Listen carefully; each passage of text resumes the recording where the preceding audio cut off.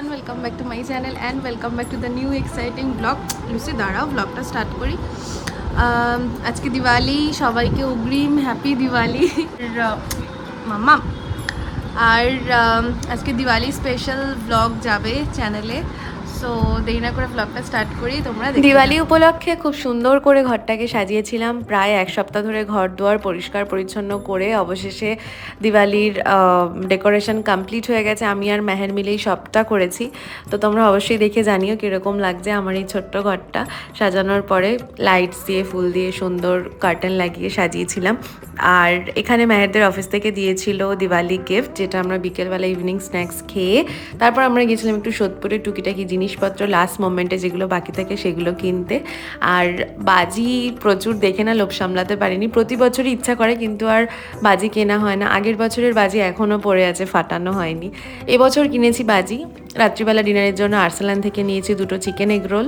খেয়ে দিয়ে ঘুমিয়ে পড়েছিলাম আর ব্লগটা এন্ড করতে ভুলে গেছি।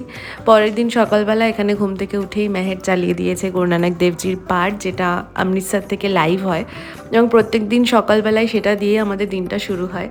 আর তারপরে গেছিলাম মায়ের কাছে, মায়ের জন্য টুকিটাকি কিছু জিনিস কিনেছিলাম, সেগুলো মাকে দিতে একটু দেখা করে এলাম দিওয়ালির দিন।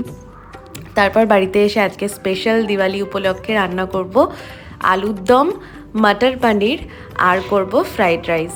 তো তারই মাঝে এখানে মেহের করছে ঘরের আর কি সাজানোর যে লাস্ট মোমেন্টে যেগুলো বাকি রয়েছে সেগুলো। আমি এখানে মোটামুটি রান্নার দিকটা সামলাচ্ছিলাম, ও বাদ বাকি যে ডেকোরেশনের কাজগুলো সেগুলো করছিল। তো আলুর দমের জন্য আমি এখানে ভালো করে মশলাটাকে কষিয়ে নিচ্ছিলাম। আর আলাদা একটা বাটিতে আমি চারুমগজ আর কাজু রেখে দিয়েছিলাম, ওটাকে পেস্ট করে। নিরামিষ আলুর দম যেহেতু। আর দিওয়ালিতে আমি প্রত্যেক বছরই চেষ্টা করি বাড়িতে আমার যে লক্ষ্মী গণেশ রয়েছে সেই লক্ষ্মী গণেশকে পুজো দেওয়ার। তো এবছরও সেটাই করব, সেই জন্য ভেজ খেয়েছি। তো অ্যামাজন থেকে এই জিনিসটা অর্ডার করেছিলাম, বিকজ বিছানায় খেতে বা খাওয়া উচিতও নয় রেখে যে কোনো জিনিসই। তো সকালবেলা ব্রেকফাস্ট করার জন্য এই টেবিলটা আমি কিনেছি, বা অন্যান্য টুকটাক কাজের জন্য এই টেবিলটা খুব কার্যকরী।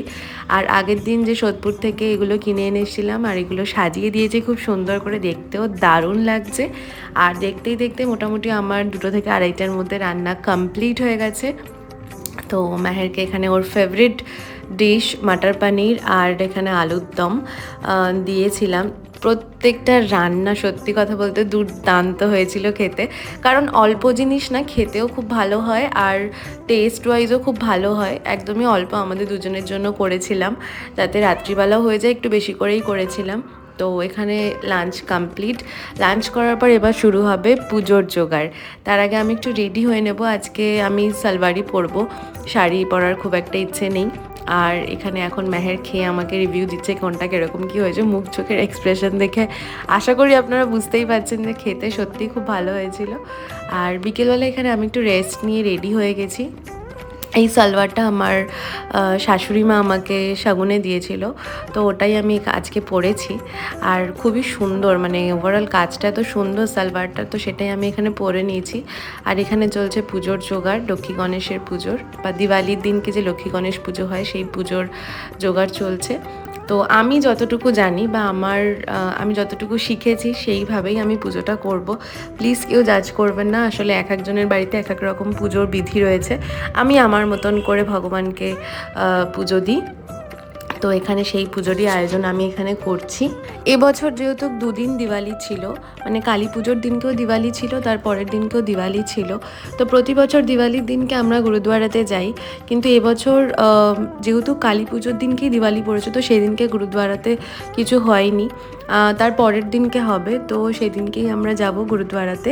আজকে আমি আমার ঘরে যে ভগবান রয়েছে সেখানেই আমি মালা, ফুল, মিষ্টি দিয়েছি এবং তার সাথে সাথে আমার লক্ষ্মী গণেশকেও এখানে পুজোর সমস্ত রকম সামগ্রী আমি এক জায়গায় করে নিয়েছি এবং আমি একদমই আমার মতন করে এবং ভীষণ সাধারণভাবে একটা ছোট্ট করে পুজোর আয়োজন করেছি, আর যতটুকু পেরেছি বা যতটুকু আমি জানি।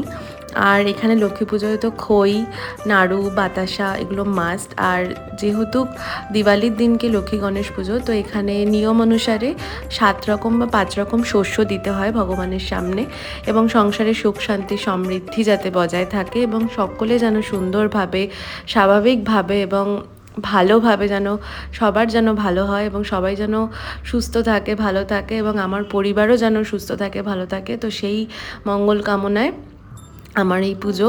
এবং সত্যি কথা বলতে প্রতি বছরই আমি চেষ্টা করি, যদি না খুব সমস্যা বা শারীরিক প্রবলেম না থাকে, এই পুজোটা করার। এবং সত্যি কথা বলতে মন থেকে ভীষণ ভালো লাগে।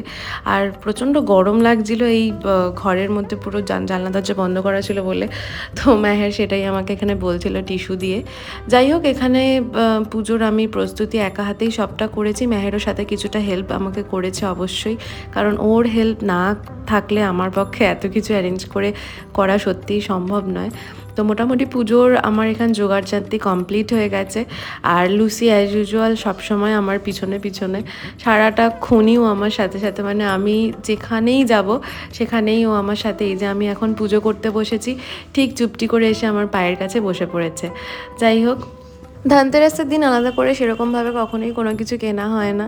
আমি একটা কর্পূরদানি পিতলের কিনেছিলাম ঠাকুরের জন্য। প্রতি বছরই ঠাকুরের জন্য কিছু না কিছু কিনি।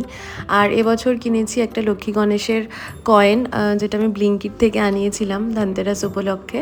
তো সেটাই এখানে ঠাকুরের সামনে রাখবো। ঠাকুরকে ভালো করে আমি একটা লাল চেলি কাপড়ের মধ্যে গঙ্গা জল আর অঘরু দিয়ে ভালো করে মুছিয়ে স্নান করিয়ে নিয়েছিলাম। আর একটা অখণ্ড প্রদীপ ঠাকুরের সামনে রাখতে হয়।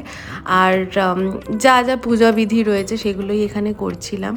তো একদমই সাধারণভাবে নিজের মতন করে আমি আয়োজন করেছিলাম। আর সত্যি কথা বলতে আমার ভীষণই একটা ভালো লাগার জায়গা এই জিনিসগুলো। খুব ভালো লাগে আমার এরকমভাবে পুজো দিয়ে ঠাকুরকে আরাধনা করতে। এবং প্রতি বছরই চেষ্টা করি আমি যতটুকু জানি বা যতটুকু বুঝি। আর এই যে ছোটো ছোটো দুটো মালা দেখছেন, এই দুটো আমি এনেছিলাম ঠাকুরের জন্য। নতুন বস্ত্র দিতে হয় ঠাকুরকে, তো সেই জন্য আমি মালা ওড়না এগুলো দিয়েছিলাম। মা লক্ষ্মীকে পরিয়েও দিয়েছি। আর গণেশের জন্য এখানে আলাদা করে যে দিতে হয় পইতে, সেটাও দিয়ে দিয়েছি। তারপরে করছি এখানে সন্ধ্যা আরতি। সন্ধ্যা আরতি মোটামুটি শেষ হয়ে গেছে। এবং তারপরে মেহের বাকি যে প্রদীপগুলো রয়েছে সেগুলো আমাকে জ্বালাতে সাহায্য করছিল এবং প্রত্যেকটা ঘরের দ্বারে ওই প্রদীপগুলো ধরিয়ে দিয়েছি। আর এরই মধ্যে এসেছিল দাদু। তো দাদু ভেবেছে যে আমি পুজো করছি, মা কেন নেই। আসলে মায়ের বাড়িতেও তো মাও তো ঠাকুরকে পুজো দেয়, তো মা সেই জন্যই আর আসতে পারেনি। তো এখানে মোটামুটি আমার পুজো সম্পন্ন হয়ে গেছে। চারিপাশটা এত সুন্দর লাগে। আর দিওয়ালির সময় না, যেদিকেই তাকাবেন সেদিকেই এরকম সুন্দর লাইট, বিভিন্ন রকম সাজসজ্জার জিনিস দেখতে পাই। আমার ভীষণ ভালো লাগে এই পুজোর এই কটা দিন। আর লুসিকে এখানে বিয়েতে যে জামাটা আমি দিয়েছিলাম, সেই জামাটা এখানে পরানো হয়েছে ছবি তুলবো বলে। আর কি মিষ্টি লাগছে আমার মেয়েটাকে, দেখুন। যাই হোক, ওকে এখানে জামা ঠামা পরিয়ে রেডি করিয়ে দিয়েছি। কমপ্লিট। এখন একটু যাবো সোনালীদের বাড়িতে। ওদের বাড়িতে প্রতি বছরই কালী পূজার নিমন্ত্রণ থাকে, আমরা যাই। 9টা বাজে বেরোবো, বেশিক্ষণ লাগবে না যেতে। গিয়ে একটু দেখা করে আসি ওর সাথে। তো চলো যাওয়া যাক।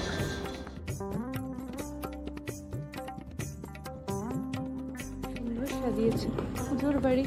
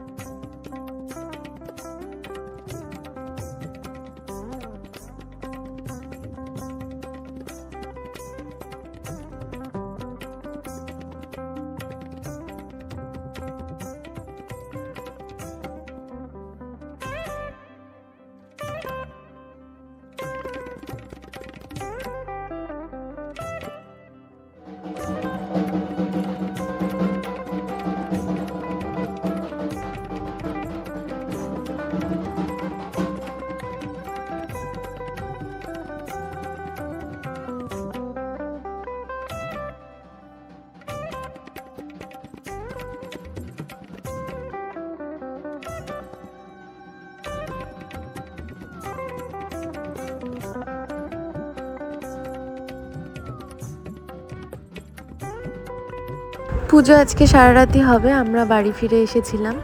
আর ওদের বাড়ির সামনে হলদি কালীবাড়ি মূর্তি, তো সেখানে গিয়ে মায়ের দর্শন করলাম। আর আপনাদের সাথেও তার একটা ছোট্ট গ্লিমস শেয়ার করলাম। তো চলুন, আজকের মতন ব্লগটা এখানেই শেষ করছি। অবশ্যই কমেন্ট করে জানাবেন কীরকম লাগলো আমার এই দিওয়ালি স্পেশাল ব্লগটা। দেখা হচ্ছে পরের ব্লগে। সবাই খুব ভালো থাকবেন, সুস্থ থাকবেন আর আমাকে এইভাবে ভালোবাসবেন। বাই।